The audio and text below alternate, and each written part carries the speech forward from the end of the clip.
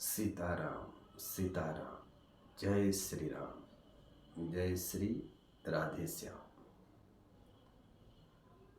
परम मंगलमय प्रात अखिलेश्वर अकारण करुणा बरनालय भक्तवांसल शकलत रूप तिणिंदक पिनिंदक बिनिंदक पीताम्बरधारी श्री बालकृष्ण मैलाल की वागुमय प्रतिमूर्ति श्रीमद् भागवत महापुराण। नारायण भक्तों, समस्या किसके जीवन में नहीं होती है, चाहे वो समस्या छोटी हो या समस्या बड़ी हो। संसार में एक भी ऐसा व्यक्ति आप नहीं दिखा सकते या नहीं बता सकते जिसके जीवन में छोटी समस्या हो या बड़ी समस्या हो, उसके जीवन में ना आई हो। बस हम ये समस्या हमें क्यों नहीं दिखती है, क्योंकि हम अपनी समस्या को तो बहुत बड़ी समस्या मानते हैं। अपनी तकलीफ को तो हम तकलीफ मानते हैं, अपनी दुख को तो हम दुख मानते हैं। कभी अपने अलावा हमने संसार में दृष्टि डाला ही नहीं। हमने वो तकलीफ, वो दुख जो हम महसूस करते हैं,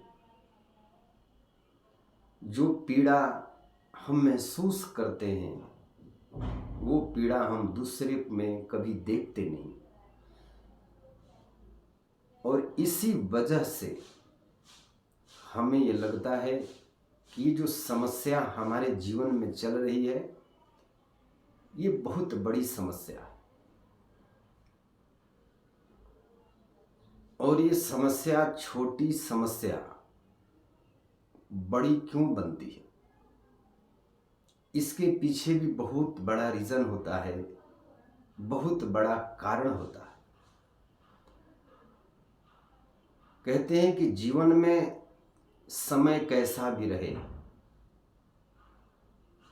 पर अपने जीवन की सलाहकारक अच्छे व्यक्तियों को आप बनाओ। अच्छे व्यक्तियों के साथ आप अपनी मित्रता को बढ़ाओ। लेकिन गलत व्यक्ति कितना भी धनवान क्यों ना हो, कितना भी बड़ा बलवान क्यों ना हो,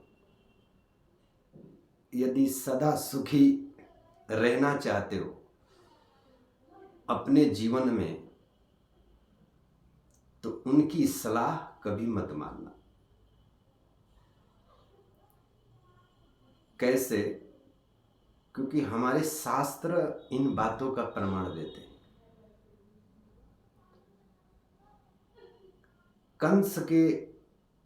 कंस को ले लीजिए। कंस कोई बुरा नहीं था, लेकिन उसके सलाहकारक बुरे थे।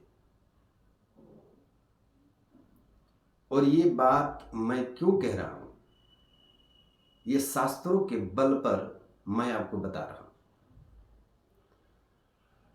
जब देवकी जी को पहला पुत्र हुआ,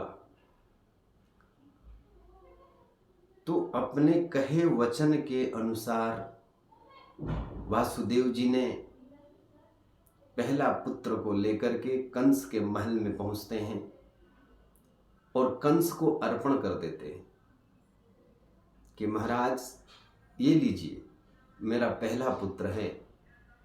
जैसे कि मैंने आपको वचन दिया था कि आप देवकी को जीवित छोड़ दो, आपको मेरे पुत्रों से भय है, तो मैं आपको वचन देता हूं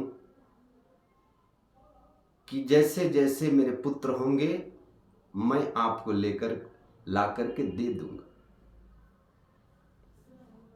तो कहते हैं कि कंस ने पहले पुत्र को देखा तो उसे दया आ गई। उसे जब दया आ गई तो उसने कहा कि भाई मेरा शत्रु तो 8वां पुत्र है और इस निर्दोष बालक की हत्या मैं क्यों करूं।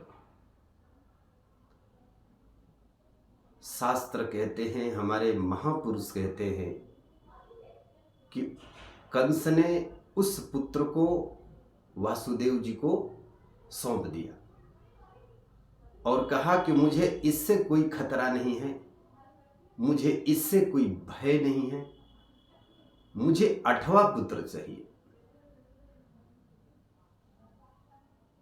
और वासुदेव जी बड़ी प्रसन्न हुए। उन्होंने कहा कि भाई लगता है कि कंस का विचार बदलने लगे हैं। जब पहले पुत्र में ऐसा विचार बन गया तो पता नहीं 8वां पुत्र आते आते विचार कुछ और हो जाए, क्योंकि परमात्मा की जहाँ वास होती है वहाँ हमारी सब कुछ भाषा, शैली, रहन सहन सब में बदलाव होता है।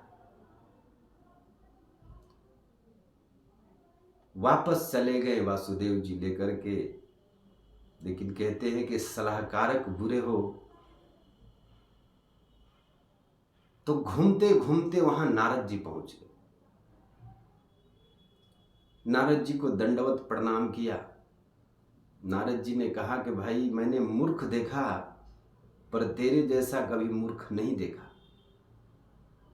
कंस ने कहा कि मैंने ऐसा क्या काम कर दिया कि मैं महामूर्ख बन गया। तो नारद जी ने कहा कि अपनी शत्रु को तूने स्वयं छोड़ दिया परवरिश करने के लिए। कंस ने कहा कि भाई आप देवकी के प्रथम पुत्र के बारे में बोल रहे हो तो मुझे देवताओं की आकाशवाणी भली भांति ज्ञात है। उन्होंने भविष्यवाणी में ये कहा था कि देवकी के गर्भ से 8वां पुत्र जो होगा वही तुम्हारा काल होगा। तो मेरा शत्रु तो 8वां है तो मैं प्रथम पुत्र को क्यों वध करूं। नारद जी ने अपनी ज्ञान विद्या के द्वारा एक मैथ बनाया। अब जिधर से जोड़े जिधर से घटाए 8 ही आए। अब कंस के विचार में ये हो गया कि भाई प्रथम भी हो सकता है 8वां भी हो सकता है। ये देवताओं के चक्कर में तुम मत पड़ो कंस। ये कहते कुछ और हैं और करते कुछ और हैं। फिर कंस ने देवकी के उस पुत्र को मंगा करके और हत्या कर दिया। तो आप बताइए कि कंस कैसे बुरा है। ठीक है असुर है तो इसलिए हमारे महापुरुषों ने कहा है कि हमें संग करनी चाहिए तो अच्छे लोगों की संग करनी चाहिए, सत्संग की संग करनी चाहिए। रामचरितमानस में देख ले, कैकेयी प्रभु राम को सबसे ज्यादा दुलार करने वाली यदि कोई मां है तो सबसे ज्यादा राम से प्रेम करने वाली, राम को समझने वाली माता कैकेयी है। लेकिन सलाहकारक बुरे होने के कारण मंथरा जैसी नारी की कहदासी के बातों में आ जाने के कारण उस माता कैकेयी को अनेकों अनेक दुखों का सामना करना पड़ा।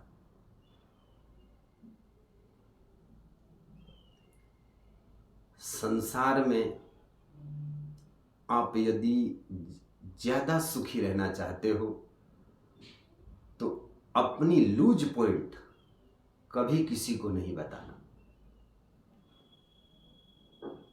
कैकेयी माता के ऊपर लाख बात मंथरा ने कही लेकिन किसी भी बात का माता ने आदर नहीं किया, माना नहीं, तब तक मंथरा का जो बात की असर था वो कैकेयी के ऊपर हाफिक नहीं हो पाया।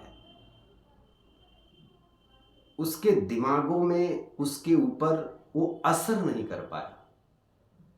लेकिन जैसे ही मंथरा की एक बात को उन्होंने स्वीकार किया तो मंथरा ने जितनी बातें कही थी वो सारा असर उनके मस्तिष्क पर होने लगा। तो इसलिए नारायण भक्तों, जीवन में हमें विचार भी किसी की सुननी है, मित्र भी बनाना है, तो हमें अच्छे लोगों को मित्र बनाना चाहिए, अच्छे लोगों के साथ अपने संबंध रखने चाहिए, अच्छे लोगों के साथ रिश्तेदारी भी रखनी चाहिए, तो हम ज्यादा सुखी रहते। विपत्ति में तो लोग संपत्ति का बंटवारा करते हैं, लेकिन इस शास्त्र कहता है, हमारे महापुरुष कहते हैं कि यदि दुख में हो, दुख में यदि आपका भाई हो तो संपत्ति का बंटवारा मत करो, विपत्ति का बंटवारा करो। सुख का बंटवारा मत करो, दुख का बंटवारा करो, ज्यादा सुखी रहो। जय श्री कृष्णा, जय श्री राधे, जय श्री राधे श्याम।